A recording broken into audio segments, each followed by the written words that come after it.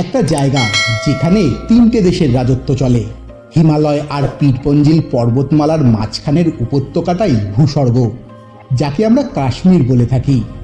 আসলে এই বিরাট অঞ্চলটা তিনটে সীমান্তে ভাগ হয়ে ভারত, পাকিস্তান আর চীনের শাসন চলছে।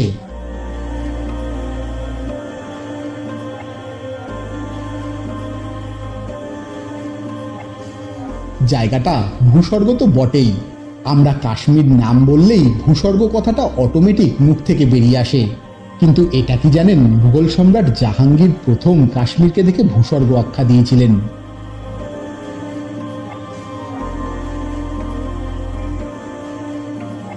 এক কথায় দুর্দান্ত সব ল্যান্ডস্কেপ, শীতের বরফে ঢাকা স্বর্গরাজ্য, আর বাকি সময় সবুজময় দূর দিগন্ত।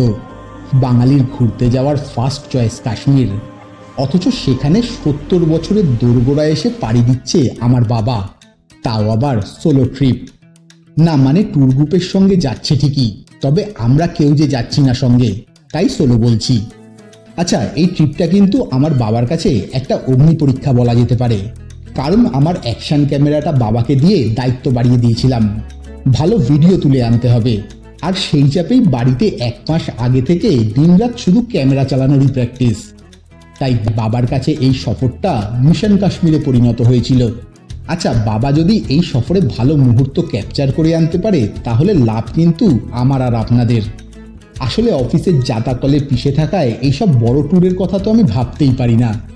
এদিকে আমার বাবা আদ্যপন্ত ভ্রমণ পিপাসু, তাই ছবি তোলার পরীক্ষায় পাশ করলেই এরপর থেকে বাবার হাত ধরেই বড় সফরের কাহিনী নিয়ে আসবো আপনাদের জন্য। ভিডিওটা দেখে বলুন তো, জীবন সফরের মতো এই সফরটাও বাবার হাত ধরে ঠিক কতটা এগিয়ে যেতে পারবো? আচ্ছা, বাবা কি আদেও পাশ করতে পারলো? ভিডিওটা পুরো দেখে কমেন্ট করে বলুন তো। ও হ্যাঁ, চ্যানেলটা সাবস্ক্রাইব করারও অনুরোধ রইল আপনাদের কাছে। তো চলুন আমার বর্ণনায় মিস্টার বোসের সঙ্গে কাশ্মীর ঘুরে আসি আমরা।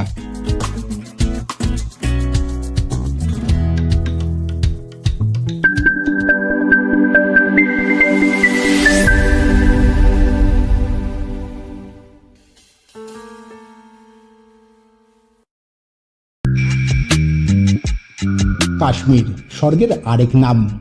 পাকিস্তানের অধীনে থাকা গিলগিত বালুচিস্তান আর তাদের পরিভাষায় আজাদ কাশ্মীর, যা পিওকে নামে পরিচিত।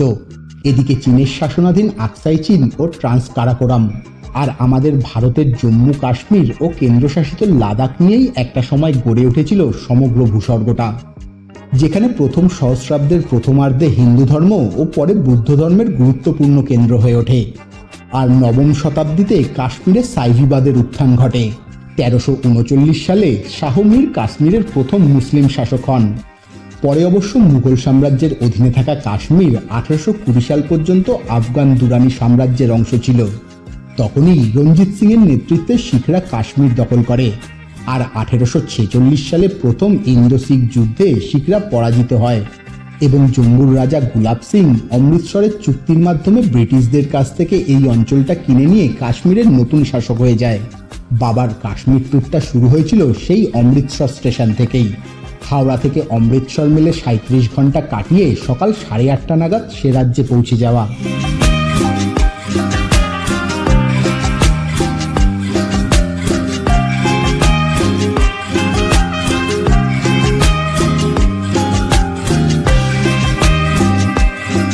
বিকেলটা রয়েছে স্বর্ণ মন্দিরের জন্য। এখানে এসে মনটা যেন কেমন শান্ত হয়ে যায়।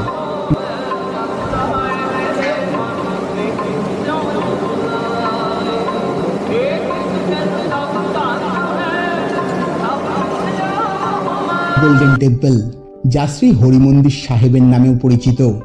গুরুদুয়ারার ভিতরে ঢুকতেই স্বর্ণ মন্দিরের স্থাপত্য, সোনার পাথরের কাঠামো, কাদা প্রসাদ, গুরুকা লাঙ্গার সবই যেন মন ছুঁয়ে যাচ্ছিল। মন্দিরটা 16 শতাব্দীর চতুর্থ শিখ গুরু রামদাস সাহেব প্রতিষ্ঠা করেছিলেন।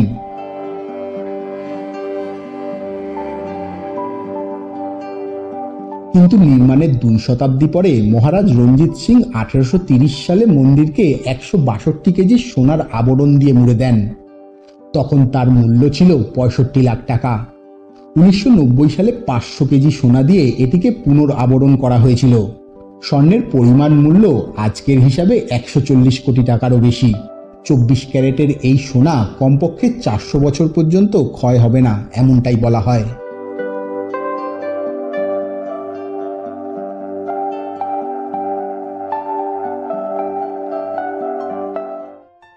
পরের দিনটা রাখা ছিল ওয়াগা বর্ডারের জন্য। ভারত পাকিস্তান সীমান্ত বলে কথা। এখানে দেখলাম বাবার জোশ একেবারে হাই স্যার।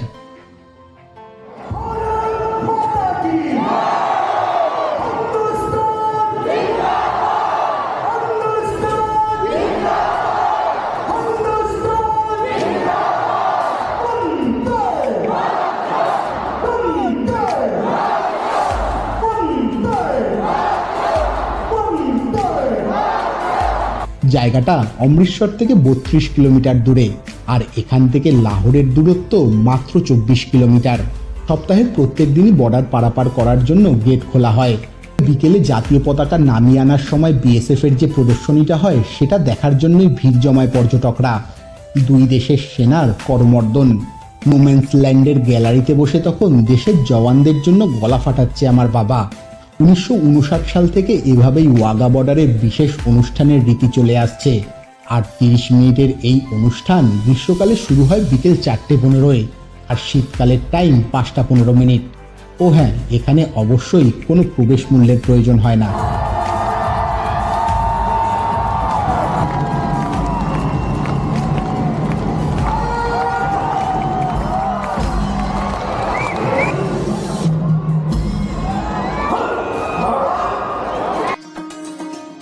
এবার অমৃতসরকে বিদায় জানিয়ে গাড়ি ছুটল জম্মুর দিকে। 217 কিলোমিটারের পথ। আজ সারাটা দিন জার্নি করেই কেটে যাবে বাবাদের, কারণ জম্মু থেকে আরও 244 কিলোমিটার পথ পেরিয়ে যে আজই পৌঁছাতে হবে শ্রীনগরে। তবে এই জার্নিটা খুব একটা মালুম হলো না, কারণ তখন যে অলরেডি ভূস্বর্গের পথে চলেছে গাড়ি। প্রাণ জুড়িয়ে দিচ্ছিল বাইরের দৃশ্য। সেই সব দেখতে দেখতেই বেশ রাত হয়েছিল শ্রীনগরে পৌঁছাতে।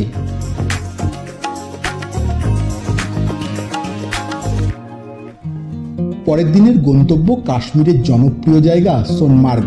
সোনালী বাগিচার পথে গাড়ি যত এগোচ্ছে ততই কমতে শুরু করেছে তাপমাত্রা। কিছুক্ষণ পর থেকে রাস্তার দুধারে বরফের দেখা মিলল। এখন সোনমার্গ পুরো বরফে ঢেকে রয়েছে। শ্রীনগর থেকে উত্তর পূর্বে 80 কিলোমিটার দূরে 8750 ফুট উঁচুতে সোনমার্গের অবস্থান। ঝিলম নদীর ধার ঘেঁষে আঁকাবাঁকা পথ সোজা চলে গেছে সেদিকে।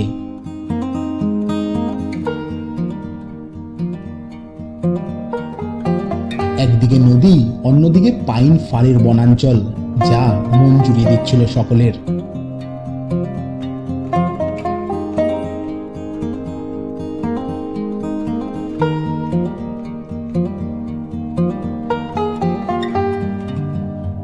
মেঘলাসে আকাশে হঠাৎই শুরু হলো স্নোফল। সেই দেখে তো আনন্দে আত্মহারা হয়ে উঠল আমার বাবা।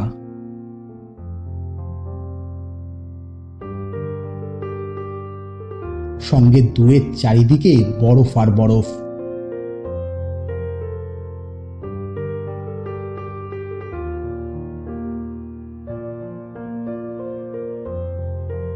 আচ্ছা, এখান থেকে কিছু দূর গেলেই জিলেফলা পেরিয়ে লাদাখে চলে যাওয়া যায়।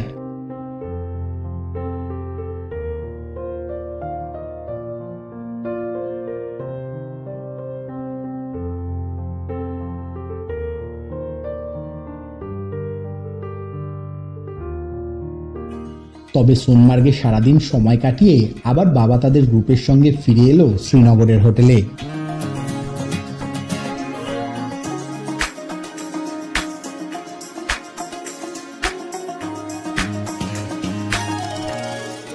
রাতের ঘুমেও আবার চোখে মুখে সেই সোনমার্গের অপার সৌন্দর্য। ভোরবেলা চোখ খুলতেই আবার একটা স্বর্গের পথে বেরিয়ে পড়া। এবারের গন্তব্য গুলমার্গ। সেখানে আবার গন্ডোলা রাইড রয়েছে। আগে থেকেই 800 টাকা দিয়ে ফার্স্ট ফেজের টিকিট কাটা ছিল বাবার। গন্ডোলা যত সামনের দিকে এগোলো চারপাশের প্রকৃতি বাকরুদ্ধ করে দিয়েছিল বাবাকে।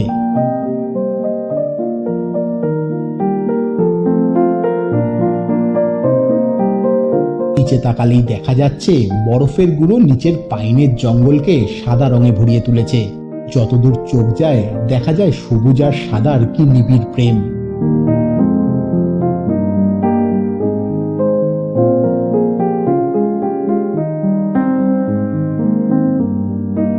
একেবারে বার্ডস আই ভিউ থেকে প্রকৃতির সেই অপার সৌন্দর্য দেখতে দেখতে গন্ডোলা এসে দাঁড়ালো থিলানমার্গে।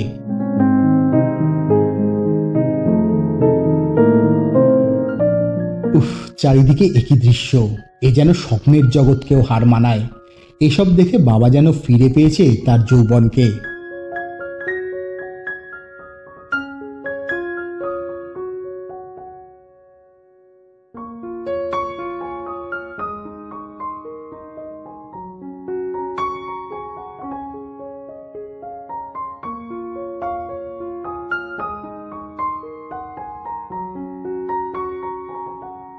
আচ্ছা, গুলমার্গের অর্থ হলো ফুলের উপত্যকা। বরফ গলে গেলে উপত্যকা জুড়ে রঙিন বনফুলের সম্মেলন বসে। মনে হয় স্বর্গের পারিজাত মর্তে নেমে এসেছে।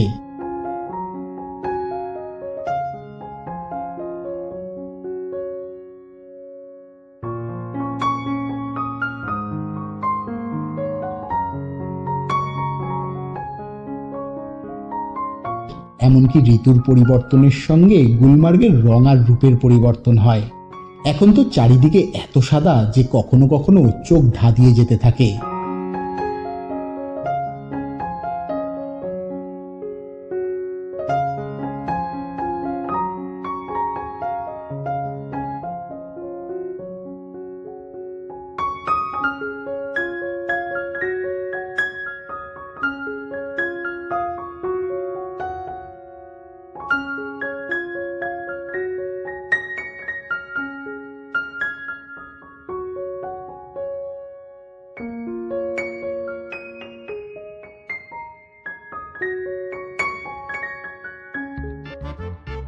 বিকেলে আবার শ্রীনগরে ফিরে এসে তখন রিল্যাক্স মুডে রয়েছে বাবারা, আর তাই ডাল লেকের শিকারায় উঠে এদিক ওদিক ঘুরে বেড়ানো। কি নেই এই লেকে! লেকের জলে ভাসতে ভাসতে ভাসমান বাজার থেকে হাউসবোট সবই পেয়ে যাবেন জলের মধ্যে। এখানে চাওয়ালারাও চা বিক্রি করতে আসে নৌকা নিয়ে। সূর্যাস্তের সময় চারিদিকের এই অপার সৌন্দর্য দেখে কখন যে সময় কেটে যায় সেটা বুঝে ওঠা যায় না।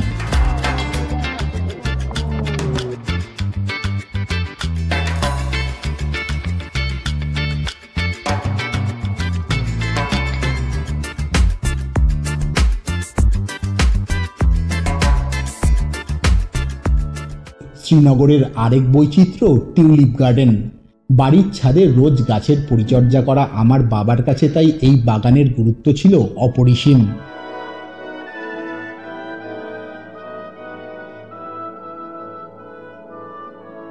জাবারবান পাহাড়ে 2007 সালে গড়ে ওঠা এই বাগান সত্যি পর্যটকদের মন ছুঁয়ে যাওয়ার মতোই। চারিদিকে এত রঙের খেলা। সত্যি এই Indira Gandhi Memorial tulip garden যেন বাবার ঘোরার আমেজটাকে আরো তরতাজা করে তুলেছিল।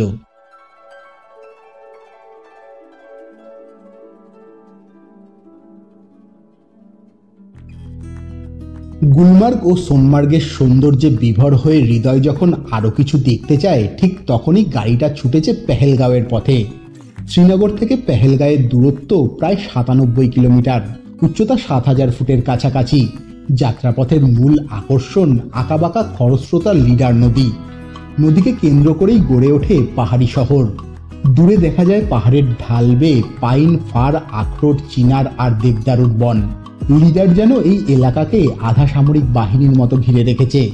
পথেই রয়েছে একের পর এক আপেল বাগান আর উইলো কাঠের ব্যাট প্রস্তুত করার কারখানা। সর্ষে ক্ষেতের বুক চিরে তখন এগিয়ে চলেছে গাড়ি। দূরের নীল আকাশ আর তুষারাবৃত পীরপাঞ্জাল শৃঙ্গ মন প্রাণ জুড়িয়ে দিয়েছিল বাবার। পেহেলগাঁওয়ের অর্থ হলো প্রথম গ্রাম। জেলেটলা পাস অতিক্রম করে লাদাখ পার হয়ে অমরনাথ দর্শন করে কাশ্মীর যাওয়ার পথে এটাই প্রথম গ্রাম। সেই অনুযায়ী জায়গারও নাম। বরফে মোড়া শৃঙ্গগুলো দূর থেকে হাতছানি দেয়। তারই কোল ঘেঁষে রয়েছে মূল শহরটা। আজ এখানেই রাত্রিবাস।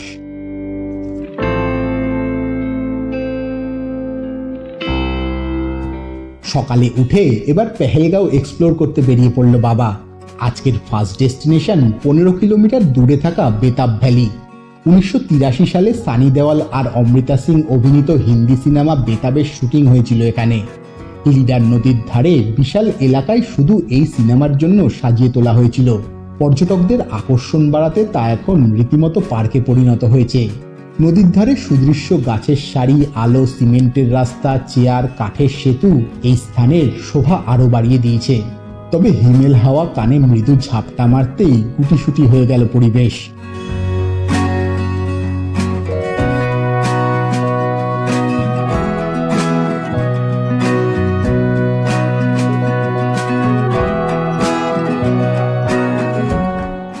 এবার বাবারা চলল আরু ভ্যালির দিকে। পেহেলগাঁও থেকে 12 কিলোমিটার দূরে ও লিডার নদী থেকে অনেকটা উচ্চতায় অবস্থিত আরু ভ্যালি আদতে একটা পাহাড় ও প্রকৃতি ঘেরা গ্রাম। সত্যি এখানকার ওয়াইল্ড লাইফ সেঞ্চুরি আলাদা রকমের শোভাবর্ধন করেছে। এখান থেকেই কোলাহাই হিমবাহ ও কারসাল লেক ট্রেকিং করে যান পর্যটকরা।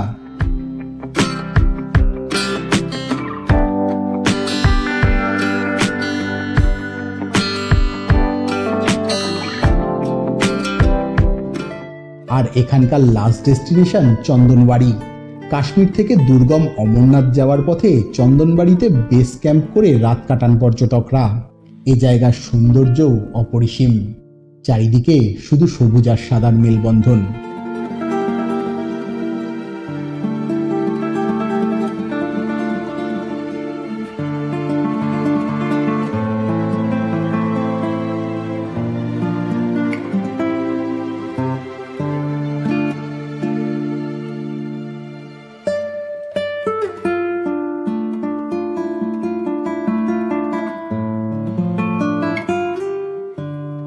এ কটা দিন স্বর্গের সাথে বিভোর হয়ে যেন জীবনে চলার পথে বাড়তি মোটিভেশন পেয়ে গিয়েছিল আমার বাবা। আর তাই তো পরের দিন কাটরায় গিয়ে রাতেই বৈষ্ণোদেবীর পথে হাঁটা শুরু করে দিল বাবা। না, সে পথের ছবি আর তুলে উঠতে পারেনি সে। তবে সারা রাত হেঁটে বৈষ্ণোদেবী দর্শন করে আবার পুরো রাস্তা পায়ে হেঁটে ফিরে এসে ভূস্বর্গের সফরনামা শেষ করে ফুরফুরে মেজাজে বাড়ি ফিরে এসেছে নারায়ণ বোস, মানে আমার বাবা।